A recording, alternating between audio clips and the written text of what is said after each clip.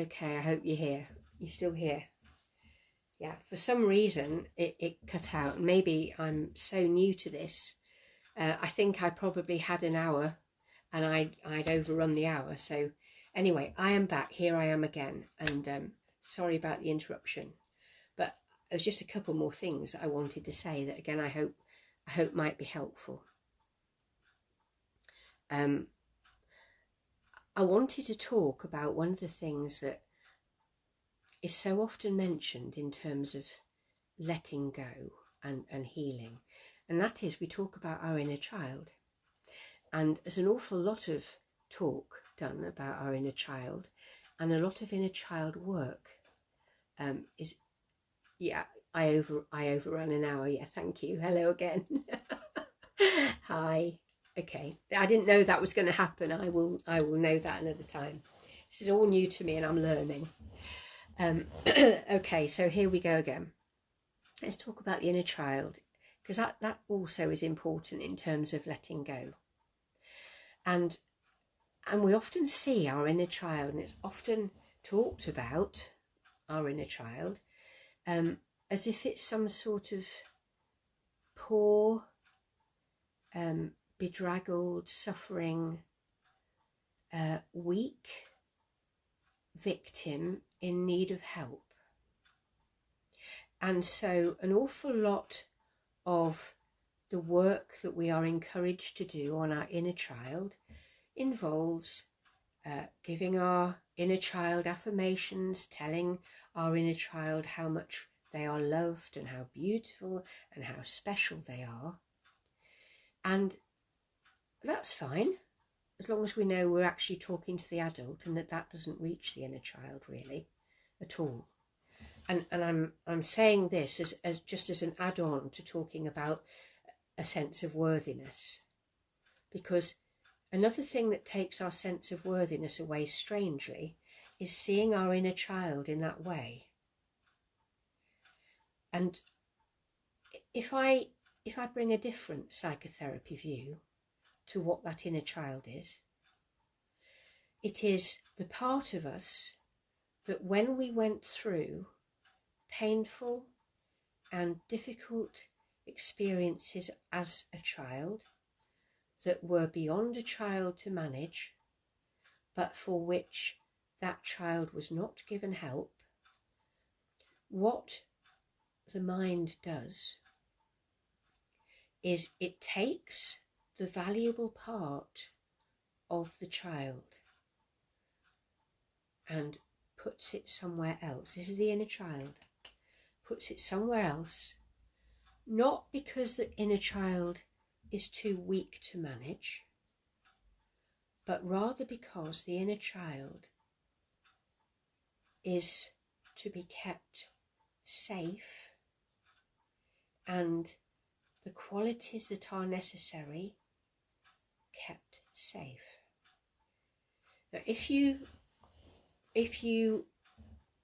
go into other traditions, so if you look at shamanic work, for instance, and what shamanic practitioners would call soul retrieval, all that really means is going to help the person find the bit of them that was put safe until such time as it could be of use. I helped someone do a shamanic journey a few weeks ago to look for their inner child, and they expected to see a little child curled up in a corner, shaking, trembling and in tears and frightened. And actually in their journey, their unconscious mind revealed to them what that little part of them that was kept safe was actually like. And the metaphor that the mind came up with, the image that the unconscious threw up, was they were faced with a little dragon breathing fire, jumping around and playing, and up for the fun and up for the journey, and full of courage and bluster and really feisty. And in their imagined journey, they climbed onto the dragon's back and flew off. They both flew off together. Now, that's what that little inner child is. It is not a victim. It actually is waiting for you to say, right, come back, I need you. I need you because you've got the playfulness, you've got the strength, you've got the feistiness, you've got the courage that without you, I'm lacking. You split off to keep that safe for me. You didn't go running, you split off to keep that safe for me. Now come back. Come back, because I'm ready for you now. I'm ready to let you help me now. So I just want to offer that as a very different way of looking at what was lost or what appears to have been lost. Don't think of it as a victim. Think of it as gloriously brave, waiting to come back. And let that part come back and complete you. And in allowing it to complete you, you will have such a sense of empowerment and worthiness and be able to let go of that sense of never being good enough and of being unworthy.